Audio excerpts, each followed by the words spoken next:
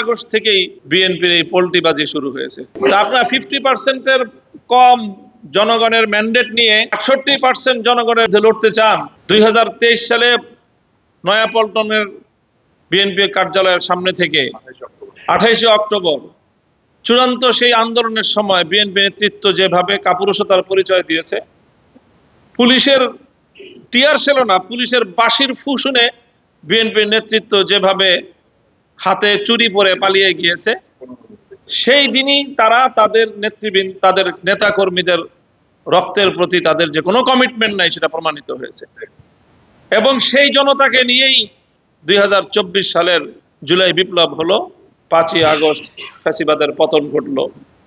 তো কাজী 5ই আগস্টের এই পতনে বিএনপি নেতৃত্বের এই ব্যর্থতার এই চিত্র অত্যন্ত উৎকটভাবে জাতির সামনে প্রমাণিত।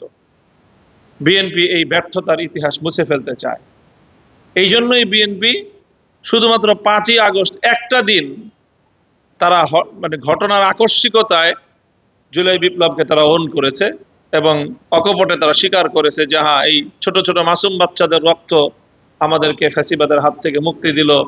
কান্না করে ফেলেছিলেন রুহুল কবির রিজভী সাহেব সহ ওনারা। আর 5ই আগস্টের রাতের বেলায় শুয়ে শুয়ে তারা চিন্তা করেছে যে আজকে যে আমরা এইভাবে জুলাই বিপ্লবকে স্বীকৃতি দিলাম, কাজটা কেমন হলো। তারপরে ওই রাতের বেলায় তারা সিদ্ধান্ত নিয়েছে যে এইভাবে জুলাই বিপ্লবের ছাত্র জনতাকে এইভাবে ক্রেডিট দিলে আমাদের নেতৃত্বের যে ব্যর্থতা সেটা প্রকারান্তরে স্বীকার করে নেওয়া হয়।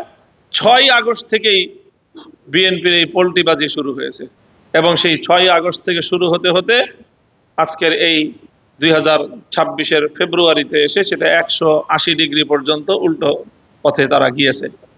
বিএনপিকে ভালো করে বলতে চাই যে জনতার বিপরীতে গিয়ে বিদেশি শক্তির উপর নির্ভর করার পরিণাম কি হয়, শেখ হাসিনা থেকে সেটা শিক্ষা গ্রহণ করার চেষ্টা করেন। আমরা চাই না বেগম জিয়ার সন্তান শেখ হাসিনার আনুগত্য করুক। আমরা চাই না বেগম জিয়া এবং শহীদ জিয়াউর রহমানের সন্তানের পরিণাম শেখ হাসিনার মতো হোক, এটা আমরা চাই না। কাজেই গণভোটের যে রায়, 68% মানুষ গণভোটে হ্যাঁ ভোট দিয়েছে। আর বিএনপি ধানের শীষে ভোট পেয়েছে ইঞ্জিনিয়ারিং এর পরেও 50%-এর কম।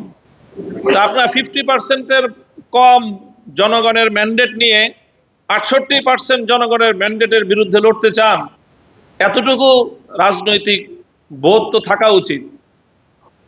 যদি এটা নিয়ে বেশি বাড়াবাড়ি করেন তো দেখবেন এদেশের মানুষ আবার সেই পিআর পদ্ধতির দিকে নতুন আন্দোলন শুরু করবে।